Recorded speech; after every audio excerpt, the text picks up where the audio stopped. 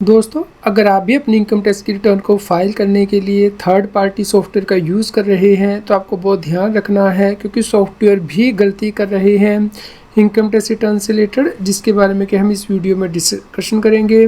दोस्तों, कौन कौन सी मिस्टेक हो रही हैं और आपको किन बातों का ध्यान रखना है, तो इसके बारे में इस वीडियो में डिस्कशन करेंगे। अंत तक ज़रूर देखिएगा और सभी लोगों के साथ शेयर कीजिएगा ताकि वो सही रिटर्न फाइल कर पाएँ। दोस्तों, अब CA Satbir Singh YouTube channel पे हाइप की ऑप्शन भी उपलब्ध है। आप अपनी फेवरेट वीडियो को हाइप कर सकते हैं ताकि ज़्यादा से ज़्यादा लोगों तक ये जानकारी पहुंच पाए। तो हमारी वीडियो के नीचे जो कमेंट दिया गया है, इस पर आप यहाँ स्क्रॉल करेंगे तो यहाँ पे देखिए हाइप की ऑप्शन दी गई है।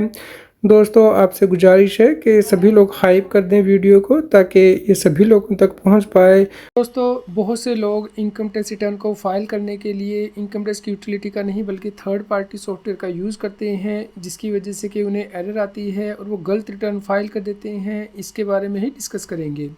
दोस्तों, हम डिस्कस करेंगे कि कैसे एक सॉफ्टवेयर जो है AIS और TIS को जनरेट करने में भी एरर दिखा रहा है।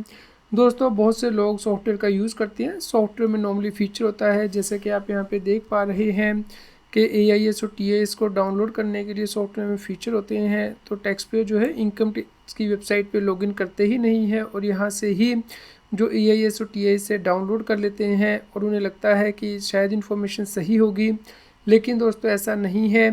हम आपको दिखा देते हैं, जब हमने सॉफ्टवेयर के थ्रू कोई डिटेल डाउनलोड की है तो आप यहाँ पे देख सकते हैं सभी इनकम यहाँ पे आ रही है, लेकिन दोस्तों यहाँ पे सैलरी इनकम नहीं आ रही है।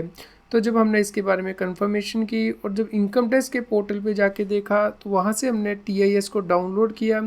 तो दोस्तों, आप यहाँ पे देख सकते हैं, यहाँ पे जो सैलरी की डिटेल है वो भी आ रही है टैक्स पेयर की। तो दोस्तों, इस प्रकार आप देख सकते हैं कि यदि आप सॉफ्टवेयर का यूज़ करते हैं तो उस केस में भी आपको ध्यान रखना होता है कि इनकम टैक्स के पोर्टल पे जो डिटेल आ रही है उसे आपको एक बार क्रॉस वेरीफाई, क्रॉस चेक ज़रूर करना है कि क्या आपके जो TIS की रिपोर्ट है, AIS की रिपोर्ट है, 26 AS की रिपोर्ट है, वो क्या सही जनरेट हुई है नहीं, कहीं कोई इनकम मिस तो नहीं हो गई, कहीं कोई TDS मिस तो नहीं हो गया। तो दोस्तों, इसके लिए आपको इनकम टैक्स के पोर्टल पे लॉगिन करना है और उसके बाद AIS की जो टैब दी गई है इस पर प्रेस करना है।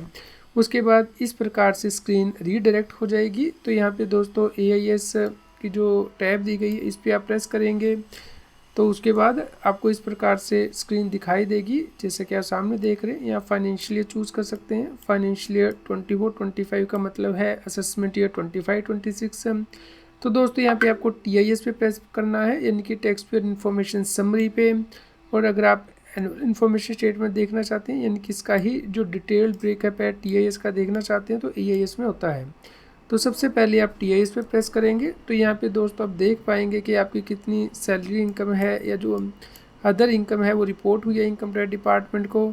तो ये दोस्तों आपको ज़रूर चेक करना है इनकम टैक्स के पोर्टल पे लॉगिन करके कि क्या आपकी रिटर्न सही फाइल हुई है, कि जो सभी इनकम यहाँ पे आ रही है वो आपने रिपोर्ट कर दी है अपनी इनकम टैक्स रिटर्न में रेलेवेंट हेड में, जैसे कि सैलरी इनकम सैलरी हेड के अंतर्गत आती है, सेविंग बैंक की इनकम और FDR की इनकम जो है वो इनकम फ्रॉम अदर सोर्स में आती है। अगर आपको इंश्योरेंस कमीशन मिली है तो नॉर्मली बिजनेस हेड के अंतर्गत आती है।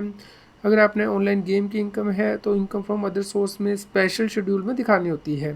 तो दोस्तों, अगर यहाँ पे इनकम का मिसमैच होगा आपकी TIS में और इनकम टैक्स रिटर्न में, तो उस केस में नॉर्मली रिटर्न को या तो डिफेक्टिव कर दिया जाता है या दोस्तों आपको मिसमैच का नोटिस आता है। तो आप इंश्योर करें कि इस डिटेल को चेक करने के बाद ही इनकम टैक्स के पोर्टल पे अपने रिटर्न फाइल करें और सॉफ्टवेयर के ऊपर कम्प्लीटली रिलाई ना करें। आप इनकम टैक्स के पोर्टल पे लॉगिन करके डिटेल को ज़रूर चेक करें, चाहे वो 26 AS की डिटेल है, चाहे वो AIS TIS की डिटेल है। तो दोस्तों, जब भी आपको इनकम टैक्स की रिटर्न फाइल करें तो जब आप रिटर्न फाइल कर रहे हैं उस वक्त का सभी डेटा डाउनलोड करके जरूर रखें, जैसे कि 26 ASM AIS TIS, ताकि आप ये प्रूव कर पाएँ कि जिस वक्त रिटर्न फाइल की गई थी उस वक्त क्या डेटा अपीयर हो रहा था। और अगर उसके बाद उसमें कोई चेंज होता है तो आपको रिटर्न रिवाइज़ करनी पड़ती है। तो 31 दिसंबर तक आपके पास टाइम लिमिट है। अगर गलत रिटर्न फाइल हो गई है तो आप रिवाइज़ कर सकते हैं। रिवाइज़ करने की कोई लेट फीस नहीं है। दोस्तों, उम्मीद करते हैं आपके लिए यह न्यूज़ यूज़फुल रही होगी। इसी प्रकार के रेगुलर अपडेट के लिए आप हमारे व्हाट्सएप चैनल को भी सब्सक्राइब कर लें। QR कोड स्क्रीन पे भी दिया गया है, लिंक कमेंट में पिन किया गया है, ताकि आपको रेगुलर अपडेट आपके मोबाइल पे ही मिलते रहें। इनकम टैक्स की और अधिक जानकारी के लिए आप CS Satbir Singh YouTube channel पर जाके प्लेलिस्ट में जाके टॉपिक वाइज प्लेलिस्ट देख सकते हैं कि इनकम टैक्स में कौन से नए बदलाव हो रहे हैं, जैसे कि इनकम टैक्स अपडेट के अंतर्गत या फिर डायरेक्ट टैक्स कोड के अंतर्गत। रेगुलर टैक्स अपडेट के लिए इस चैनल को सब्सक्राइब करें।